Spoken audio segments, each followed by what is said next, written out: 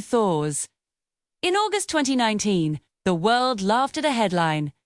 The President of the United States wanted to buy Greenland. Late-night comedians made sketches. Twitter erupted in mockery. The Danish Prime Minister called it absurd. The world saw a punchline. But in the quiet halls of the Pentagon, no one was smiling. They saw a balance sheet. They saw insolvency. They saw the American defense ledger bleeding red.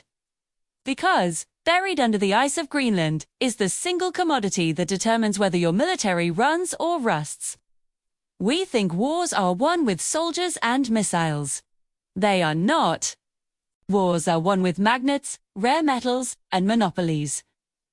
And right now, America is bankrupt in the only currency that matters, Neodymium, Dysprosium, 17 elements that sound like science fiction but control every weapon, every phone, every turbine on Earth. China owns them. America does not. This is not a story about territory. It is a story about a ledger-gone terminal. Greenland looks empty. 56,000 people scattered across a landmass 3 times the size of Texas. The world sees ice and fishing villages, but the geologists see something else. They see a mountain called Kvanefjeld in the south. They see rock formations exposed by melting glaciers. They see concentrations of rare earth elements so dense they rewrite the global balance of power. This is not about pride. It is about dependency. America is addicted to Chinese supply chains. 90% of processed rare earths come from China. Without them, the F-35 cannot fly. The nuclear submarine cannot dive. The iPhone cannot vibrate. This is economic hostage-taking. And the only way out is buried under Greenland's ice. Let us go back to understand the trap. For 30 years, America slept. In the 1990s, China began buying up rare earth mines across the globe. They subsidized their operations. They ignored environmental costs. They dumped product onto the market at prices no one could match.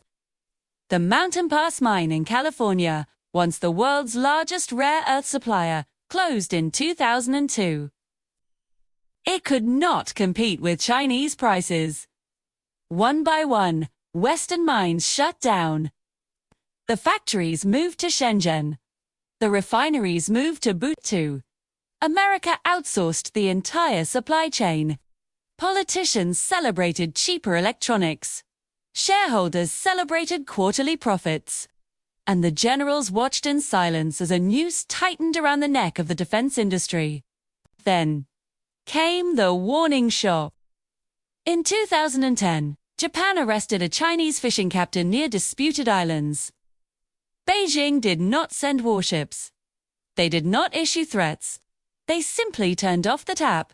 China stopped exporting rare earths to Japan. Within weeks, Toyota could not build cars. Panasonic could not make batteries. The Japanese economy seized like an engine without oil. Japan released the captain. The lesson was carved into stone. Rare earths are not commodities. They are weapons. And China holds the trigger. The Pentagon commissioned a study. The findings were classified, but the conclusion leaked. America's defense industry is dependent on a rival power for materials critical to national survival. Every Tomahawk missile contains rare earth guidance systems. Every Aegis radar uses rare earth magnets. Every satellite uses samarium cobalt to survive the cold of space. If Beijing cuts supply, the American military has a 6-month reserve. After that, production stops. The greatest military in history becomes a museum. This is not a hypothetical. This is the ledger. And the ledger does not lie. And to Kvanefjeld. This mountain in southern Greenland holds an estimated 2.6 million tons of rare earth oxides. It is the largest undeveloped deposit on the planet. The rock there is ancient. formed over 1 billion years ago in a geological event that concentrated elements in ratios found nowhere else. Neodymium for magnets, dysprosium for heat resistance, terbium for electronics. It is a periodic table in a single mountain. If developed, Kvanefjeld alone could supply the world's rare earth demand for decades. It could break the Chinese monopoly overnight. But there is a catch. The rare earths are mixed with uranium and thorium. To mine the treasure, you have to dig up the poison. Greenland is a self-governing territory of Denmark. The people of Greenland own the mineral rights. For years, the debate raged in the capital of Nuuk. On one side, the pro-mining faction, THIG, argued that rare earth revenues could fund full independence from Denmark. Currently, Copenhagen sends a block grant of $550 million annually to keep Greenland afloat. Without that subsidy, the Greenlandic economy collapses.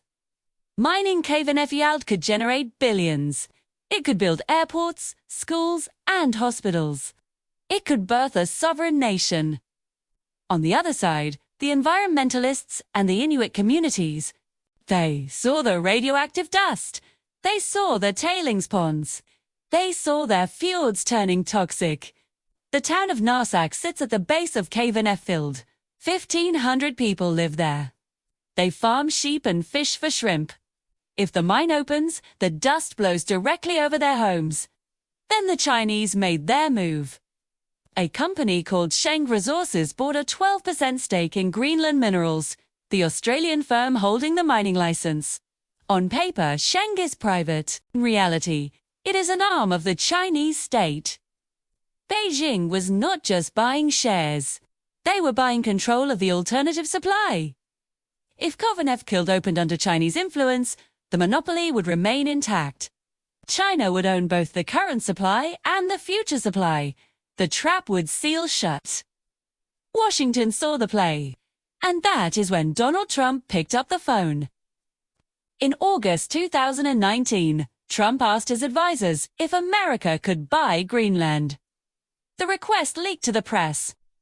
The internet exploded. Memes flooded social media.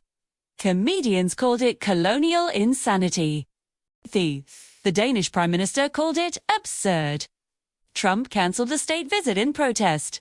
It looked like a diplomatic disaster. But it was not a joke. It was a signal. The message was clear. America will not allow Greenland to become a Chinese asset. The State Department opened a consulate in Nuuk for the first time in decades. They started pouring money into Greenlandic civil society. They funded scholarships and infrastructure projects. It was a soft occupation. Not with troops, but with grants and goodwill. This was not the first time America tried to control Greenland. In 1946, President Harry Truman offered Denmark $100 million in gold bars for the island. Denmark refused. But the US still built Thule Air Base in the far north. During the Cold War, Thule was the shield of North America. Soviet missiles heading for Washington would fly over Greenland. The radar arrays at Thule were the tripwire. Today, Thule has been renamed Picture Fix Base. It is no longer watching for Soviet bombers. It is watching for hypersonic missiles and tracking satellites. Greenland is still the shield. But now the threat is not just military. It is economic. Geopolitics of Kvanefjeld exploded in the Greenlandic election of 2021. The entire campaign was fought on one issue: the mine. The pro-mining party, Siumut, promised jobs and independence. The anti-mining party, Inuit Ataqatigiit, promised to ban uranium mining entirely. The election was watched in Beijing, Washington, and Moscow. When the votes were counted, the anti-mining party won in a landslide. One of their first acts was to revoke the mining license for Kvanefjeld. The uranium ban effectively killed the project. Environmentalists celebrated. But Washington was not disappointed. The immediate threat of Chinese control was neutralized. The rare earths would stay in the ground until a politically acceptable solution could be found. That solution is called Kvanefjeld. Just down the fjord from Kvanefjeld lies another massive rare earth deposit. But Kvanefjeld is different. It contains no uranium. The geology is cleaner. The politics are easier. An Australian geologist named Greg Barnes has spent a decade promoting Kvanefjeld. He calls it the sleeping giant. He claims it holds enough dysprosium to supply global demand for 1,000 years. The US government has quietly shifted its support to projects like Kvanefjeld. They are funding feasibility studies. They are offering loan guarantees. They are building a supply chain that bypasses China entirely. The strategy is simple. Mine the ore in Greenland. Ship it to processing plants in the United States or Canada. Turn it into magnets in factories in Texas or Wyoming. Complete decoupling. But building a rare earth supply chain from scratch is brutal. Processing these elements is a chemical nightmare. You have to separate 17 elements that behave almost identically. It requires vast amounts of sulfuric acid and heat. It produces toxic sludge. For 30 years, the West outsourced this dirty work to China. We imported the clean magnets and exported the pollution. Now we have to relearn the process. And we have to do it while meeting strict environmental regulations. The cost is staggering. A single processing plant can cost $1 billion. Private investors are terrified. They know that if they build the plant, China can flood the market, crash the price, and bankrupt them. It happened in the 90s. It can happen again. This is why the Pentagon is stepping in. The Department of Defense is signing contracts with mining companies. They are guaranteeing they will buy rare earths at a fixed price, regardless of market conditions. They are treating rare earth mining like defense contracting. It is no longer a free market. It is a national security imperative. The invisible hand of capitalism has been replaced by the iron fist of the state. Because sovereignty is solvency. And America is insolvent in rare earths. Meanwhile, the Arctic is heating up. Literally, the ice sheet covering Greenland is melting at a rate of 280 billion tons per year. As the ice retreats, it exposes new mineral deposits, gold, zinc, rubies. The entire coastline is being remapped.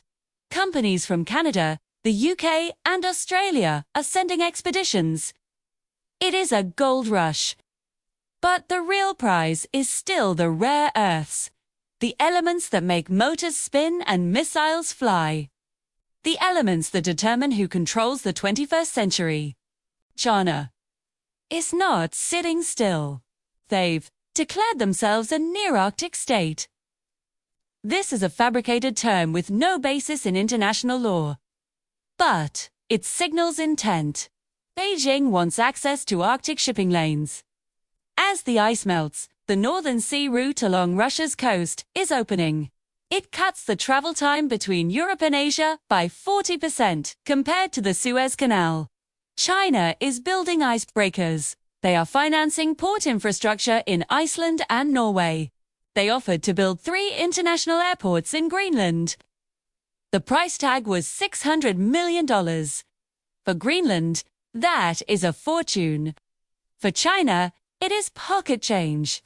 But it would have given Beijing control over Greenland's transportation grid. The Danish government, under heavy pressure from Washington, stepped in. They financed the airports themselves to keep China out. It was a direct intervention. Denmark spent money it did not want to spend to block a rival. It officially claims not to fear. Russia is also watching. Moscow has militarized its Arctic frontier. They have reopened Soviet-era bases. They have deployed nuclear-powered icebreakers. They see the Arctic as their future economic engine. Russia's economy is built on oil and gas. As the world transitions to green energy, those revenues will collapse. But the Arctic holds untapped reserves of natural gas and rare minerals. Russia is positioning itself as the gatekeeper of the northern routes, and Greenland sits at the mouth of those routes. Whoever controls Greenland controls access to the Arctic Ocean.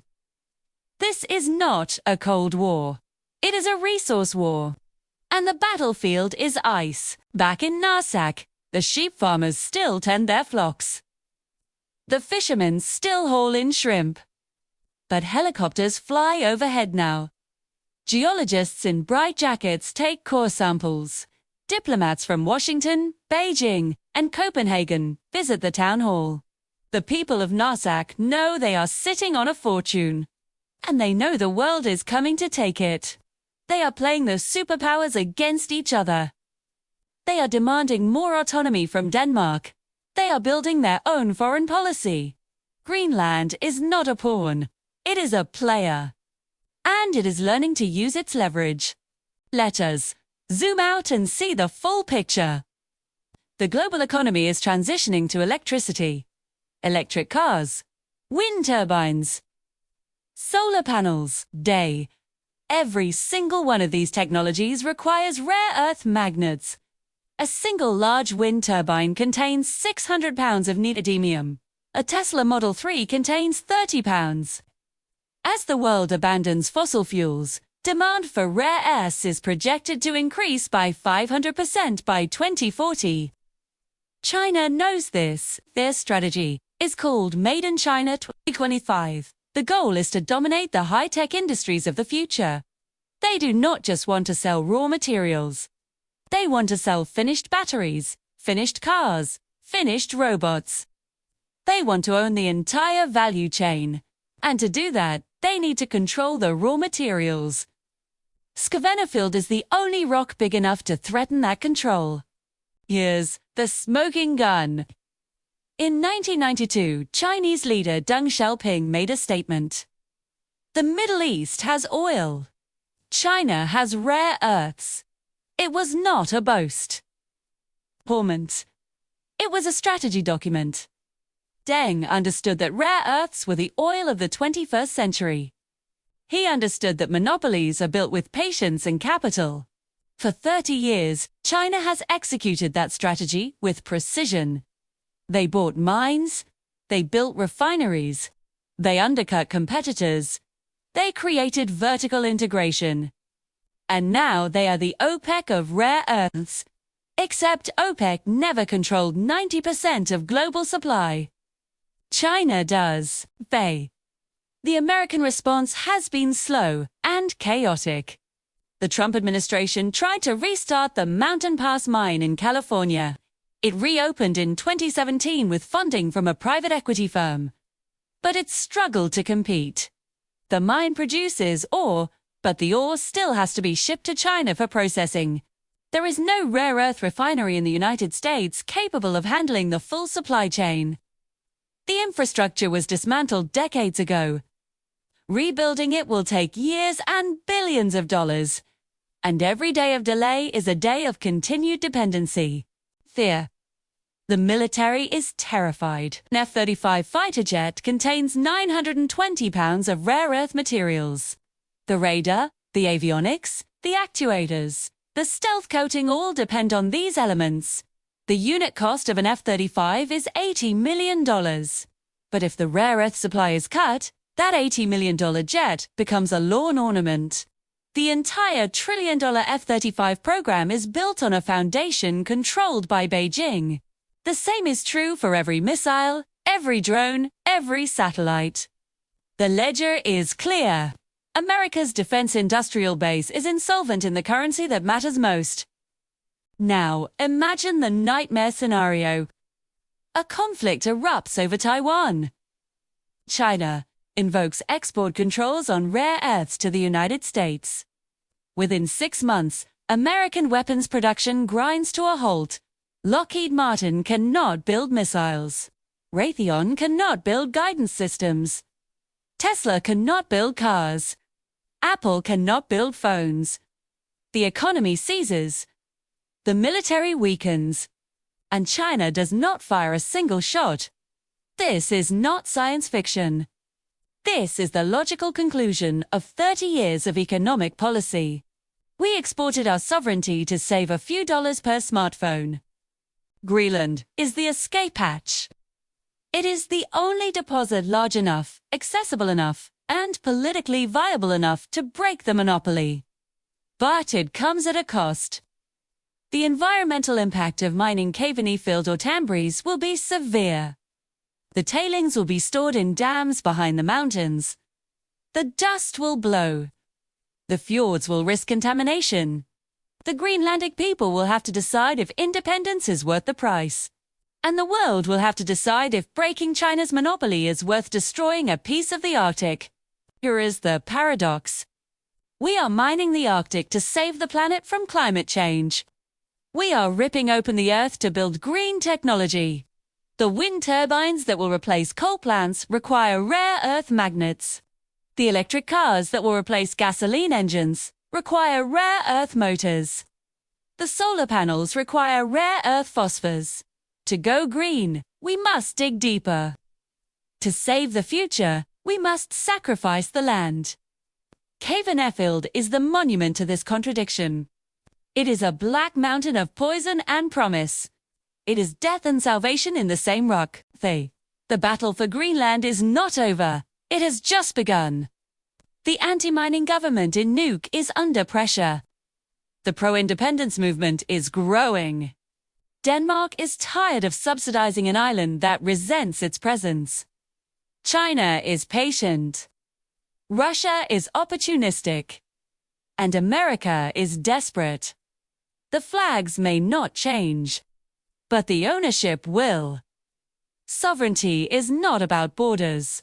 It is about cash flow. And the cash is flowing toward whoever controls the rare earths.